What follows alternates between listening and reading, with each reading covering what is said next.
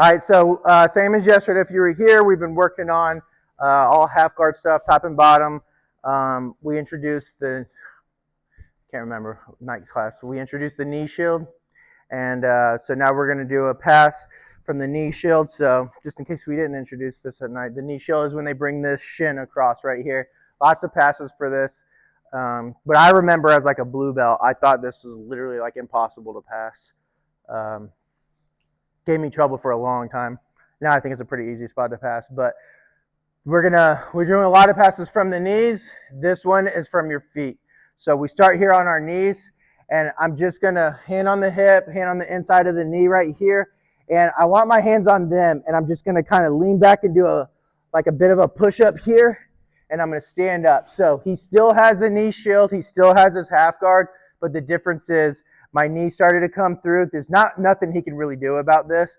But now I'm off of my knees. So I'm on my feet. It's a difference as I'm passing from my feet versus my knees.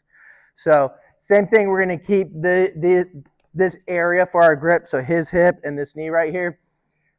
So for no gi, you just scoop under here. In the gi, you can grab the material if you want. I feel like that's just an extra step that's like pretty hard to do that I don't really waste my time with. I think this is just as good and it's easier. So when I come up here, two things. I want to get him flat on his back. So if I just pick him up, his legs up like this and push that hip, you see he's flat on his back. And then if I just take this knee and I drive it up into his belly and push him flat while like turning him this way, you can see he goes flat. So the reason I'm pointing those out separately is because I want you doing both at the same time, because when they're fighting you, it's a lot harder. And yesterday when I showed this, pretty much everyone was just doing their hands, but you need to use that knee too. So I popped up here, and here. I'm going to drive that knee into his belly while I'm pushing this knee up. And now you notice his knee's up and my elbow's on the inside. So now I go back here. He has no knee shield. So my favorite way of passing right here, keep this blocking here, keep this open. I'm just going to thumb in the collar. I'm going to get low. Using my head position as needed, but you won't really need it because I'm so deep on the pass.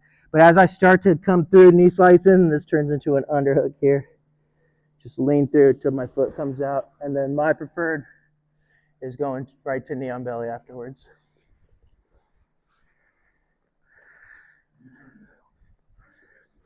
Can you move like 3 feet? Everyone can move. We got a camera over here. YouTube's more important. So here, I'm just gonna post up and get on my feet, off my knees onto my feet. So here, pulling and driving my knee into his belly. Now my elbow's already inside. I just come back.